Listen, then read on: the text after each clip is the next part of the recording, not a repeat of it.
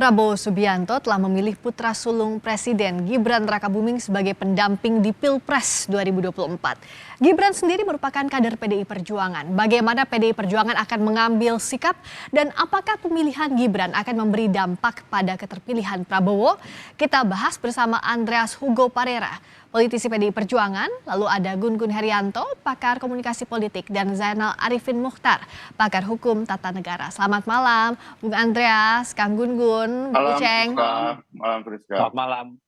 Selamat malam, saya ke Bung Andreas dulu. Jadi kalau sampai malam ini, gimana sih komunikasinya PDIP dengan Gibran? Pasca kemarin Pak Prabowo deklarasikan cawapres, tadi di Rapimnas juga sama masih keputusannya. Friska, kalau soal komunikasi masalah teknis, Friska, yang saya ini hampir 30 tahun berkecimpung di dunia politik ini, sebelumnya di dunia akademisi, masuk ke dunia politik. Sejak peristiwa minggu lalu, keputusan di MK itu, tadi yang disampaikan oleh Mbak Bivitri juga. Terus kemudian peristiwa hari Sabtu, bagaimana semua perhatian ya di Republik ini ke peristiwa di Golkar, Rapimnas di Golkar, kehadiran Mas Gibran di situ. Sebagai politisi, sebagai kader PDI Perjuangan, ada hal yang saya rasa nggak pas gitu. Ya sebagai kader PDI Perjuangan saya rasa kecewa gitu. Tapi ini harus saya ungkapkan juga gitu. Bahwa terjadi hal seperti itu gitu, dalam arti ya tadi kalau Mbak Bivitri menyampaikan etika, kemudian ada hal yang menurut saya sebagai kader partai PDI Perjuangan dengan begitu saja meninggalkan partai, kemudian ya diusung oleh Golkar. Di Golkar saya perhatikan juga begitu banyak senior partai ya harus menerima peristiwa itu gitu. Yang menurut saya ini kayak seperti drama yang terjadi di sinetron politik. Tapi siapa sutradara dramanya kalau dari Bung Andreas lihat? Kenapa? Siapa sutradara drama ini? Ya kita bisa menebak-nebak saja, tapi ini terjadi gitu. Ini terjadi sebagai suatu peristiwa politik yang menurut saya banyak hal yang tidak pantas dan tidak aneh juga gitu. Tapi ini terjadi dan saya terus terang saya harus mengatakan sebagai kader PDI Perjuangan, dan kebetulan Mas Gibran ini sebelumnya juga terus sekarang juga masih sebagai kader PDI Perjuangan karena beliau belum menyatakan mundur atau kalau dia pindah terima kasih aja enggak. Dan tiap hari masuk WA di handphone saya, di WhatsApp saya yang mempertanyakan soal ini gitu. Artinya dengan keanehan politik, ada yang marah, ada yang kecewa, ada yang melihat bahwa hal ini tidak etis gitu, seperti yang tadi juga disampaikan. Tapi ini terjadi gitu. Ini terjadi. Bung Andreas kecewa berat dan kader PDIP kecewa berat. Tapi betul sudah ada komunikasi antara Mas Gibran dengan Mbak Puan secara spesifik? Mbak Puan kan sudah jawab tadi. Mbak Puan kan sudah jawab. Kalau saya kira soal komunikasi, soal teknis dan bukan hal, tapi peristiwanya itu sendiri yang menurut saya tidak pas gitu untuk menjelaskan tentang bagaimana seharusnya politik kita itu dalam etik dan perilaku itu seharusnya kita lakukan, dan ini merupakan bagian pertunjukan peradaban politik kita di depan publik, dan mungkin publik dunia juga akan memperhatikan ini gitu. Hal seperti ini, dan menurut saya agak ada hal yang kurang pas di sini. Hal yang kurang pas itu diperhalus dari kata kecewa yang tadi Bu Andreas katakan di awal ya. Kecewa dengan keputusan yang diambil Gibran, meskipun sampai sekarang statusnya masih PDI Perjuangan. Tapi sebenarnya PDIP kasih tenggat waktu sampai kapan, Bung Andreas? Sampai betul-betul ketok palu daftar ke KPU, atau sampai Mas Gibran mundur, atau seperti apa? Karena akan berbeda dong yang dilakukannya. Kalau Mas Gibran mundur artinya Mas Gibran duluan yang resign dari PDI Perjuangan. Tapi kalau Mas Gibran daftar ke KPU tapi belum mundur, berarti artinya statusnya dipecat, betul? Untuk partai itu tidak penting gitu. Masih banyak hal lain yang lebih penting yang kami secara teknis itu tidak penting ya, Bung Andreas? Karena ada banyak hal lain yang lebih penting, yaitu yang sudah diputuskan oleh partai, dan kami fokus pada mendukung Mas Ganjar dan Prof Mahfud untuk proses pelaksanaan Pilpres ini gitu. itu jauh lebih penting untuk urusan ini gitu. Dan di partai kita fokus ke situ. Oke, saya ke Kang Gun-Gun. Kekecewaannya tampak mendalam sekali dari Bung Andreas dan kawan-kawan PDI Perjuangan, Kang Gun-Gun. Iya, saya menangkap ya kekecewaan yang mendalam. Sekaligus ini ada persoalan serius, bicara soal etika politik ya dan proses konsolidasi demokrasi kita ini kan bukan semata-mata soal kompetisi, tetapi soal etos demokratik. Jadi kalau kita bicara dari sisi pelembagaan politik di tubuh partai, apa yang kemudian menjadi persoalan hari ini adalah soal kaderisasi, di mana dimulai dari rekrutmen, pembinaan loyalis, baru distribusi orang ke sejumlah jabatan publik. Nah, kalau kemudian modelnya ada proses yang shortcut ya seperti ini, memang bisa menjadi role model yang kurang pantas atau mungkin tidak pantas ya dalam konteks pelembagaan politik di institusi partai. Karena apa? Kalau kita bicara soal transformasi kesejarahan ya, seseorang untuk kemudian menjadi pejabat publik, itu kan akan dilihat dari historisitas berjenjangnya atau track record-nya. Dan proses ini kan juga menjadi bagian penting ya dalam proses pengarus utamaan politik berkeadaban sebenarnya. Dan apa yang akan terjadi setelah ini kalau Kang Gun-Gun lihat? Karena kalau sebelumnya kan wajahnya Pak Jokowi, wajahnya Mas Gibran itu identik dengan PDI Perjuangan. Tapi kalau sampai hari ini kita lihat sambil menunggu daftar ke KPU, tampaknya akan beda posisi di Pilpres nanti. Iya, kalau berbeda posisi kan sekarang udah jelas ya. Artinya memang 3 poros itu, di mana di situ ada Pak Ganjar yang didukung oleh PDI Perjuangan dan Pak Prabowo dengan Gibran di poros yang berbeda. Ini akan menghadirkan yang disebut dengan power relation atau relasi kuasa yang tentu harus kita cermati. Apakah pilihannya misalnya sekarang menjadi hubungan politiknya itu menjadi lebih antagonistis atau sebenarnya akan ada ruang renegosiasi. Nah itu Bang Andreas yang bisa jawab tuh. Oke. Jadi masih ada kemungkinan itu juga ya, Kang Gun-Gun? Ya karena kalau kita lihat pengalaman politik di Indonesia itu juga yang kalau kita sebut basis politik kita ini highly fragmented multi-party system ya.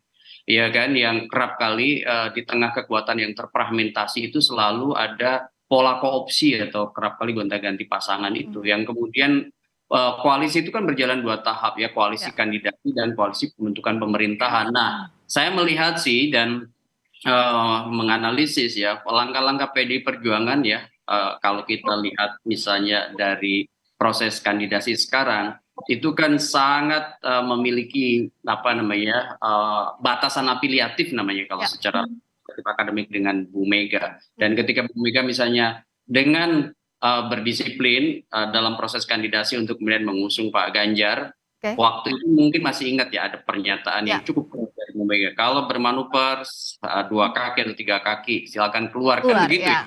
Nah artinya apakah ini berkonsekuensi pada kalau misalnya ada manuver yang tidak satu garis dengan garis perjuangan partai untuk memenangkan Pak Ganjar sekaligus dengan Pak Mahfud sekarang. Nah ini kan menjadi sikap politik yang bisa ditunggu dari PDI Perjuangan.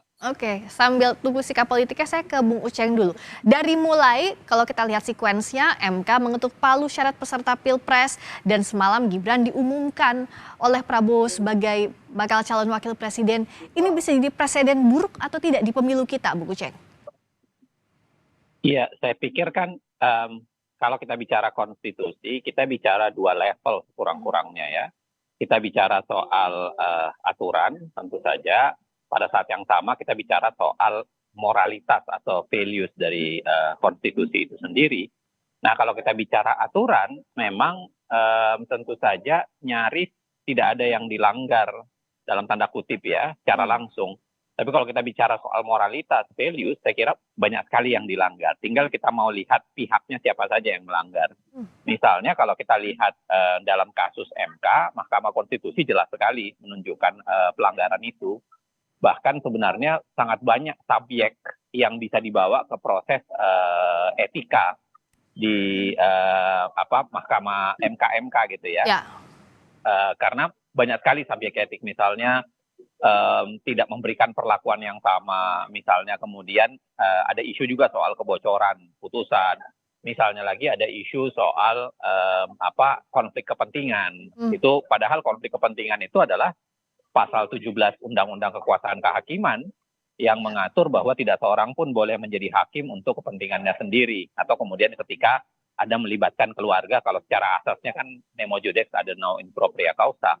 Nah, saya kira dari bonggolan begitu banyak pelanggaran ini, kalau ditarik ke belakang, saya kira sekurang-kurangnya dua hal yang bisa terjadi. Satu adalah delegitimasi pada proses.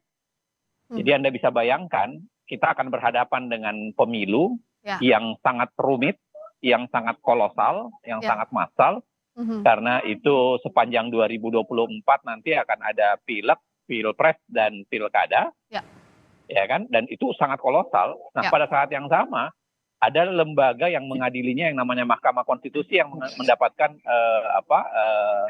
digerus, legitimasinya digerus gitu. Anda bisa membayangkan apa yang terjadi. Nah, yang kedua, bukan sekedar proses. Kalau kita bilang soal prosesnya saja, kita bicara soal resultnya, hasilnya. Orang sangat mungkin mempertanyakan hasilnya.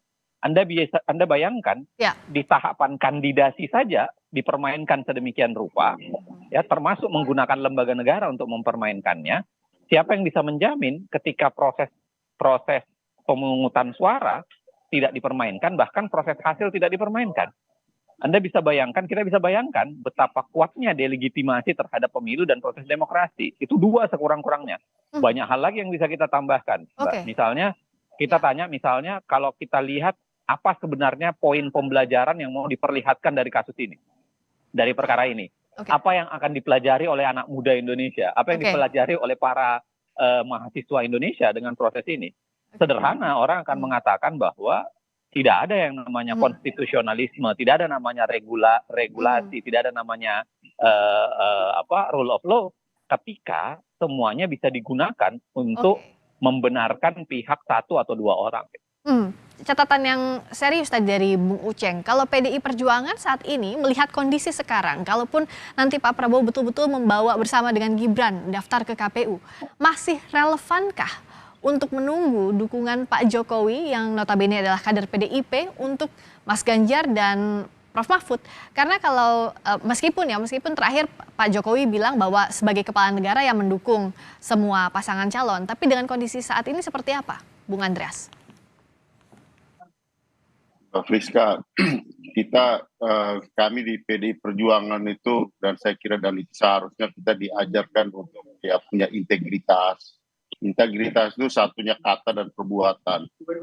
Kita diajarkan untuk loyalitas, disiplin terhadap partai dan aturan-aturan main. Kita juga diajarkan untuk jujur terhadap jujur itu hal yang sederhana tapi tidak mudah juga untuk dilakukan gitu. Tapi kan kalau kita lihat rekaman ini kan terlalu banyak hal yang apa yang diungkapkan kemarin dan kemudian apa yang dilakukan sekarang gitu kan. Ini kan publik ini kan bisa melihat gitu. Dan sekarang dengan zaman digital seperti ini kan orang masih bisa melihat kemarin dia omong apa, hari ini dia omong apa lagi gitu. Nah, itu yang tadi Mas Uceng sampaikan, semua kita tabrak hanya untuk satu orang. Dan kemudian ini menjadi tontonan di depan publik. Apakah peradaban politik seperti ini yang kita harapkan gitu? Saya kira pemilu ini seharusnya kita membangun memulai suatu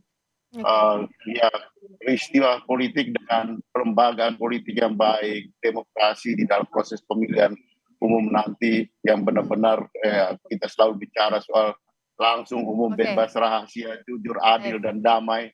Tapi selama ini kan kalau kita lihat akhirnya jadi kita percaya sama siapa? Kalau rakyat yang akan menilai gitu. Tapi kami jalan dengan prinsip-prinsip bahwa apa yang harus kami lakukan dengan menjaga peradaban politik kita yang seharusnya etika dan moral dan aturan-aturan main yang seharusnya itu yang harus kita lakukan. Jadi ditekankan berkali-kali tadi oleh Bung Andreas soal etika dan moral. Soal dukungan tentu dukungan dari rakyat itulah yang paling utama dan rakyatlah yang akan menentukan pilihannya gitu. Dan saya harap rakyat kita juga melihat semua persoalan ini dan kemudian tentukanlah pihak sesuai dengan hati nurani yang benar dengan melihat persoalan-persoalan seperti ini yang ada di depan mata kita semua gitu. Saya harap juga teman-teman seperti Kang Uceng, Kang Gunggun, Ya. kita jagalah proses ini sehingga kekhawatiran seperti yang disampaikan oleh Kang Uceng tadi, Mas Uceng tadi itu kan sangat-sangat sangat-sangat perlu menjadi perhatian. Oke. Kenapa? Karena itu adalah lembaga yang penting itu. Kalau legitimasinya sudah menjadi pertanyaan publik, ke depan bagaimana kita akan terjadi dengan pemilu ini, sementara dia akan memutuskan banyak hal yang penting. Baik, jangan sampai ada delegitimasi terhadap seluruh proses penyelenggaraan pemilu 2024. Kita lihat langkah-langkah politik Sangat berbahaya. Baik, terima kasih Bung Andreas Hugo Pereira, politisi PDI Perjuangan. Terima kasih Kang Gun Herianto, pakar komunikasi politik, dan Zainal Arifin Mukhtar. Bung Uceng, terima kasih pakar hukum tata negara. Selamat malam.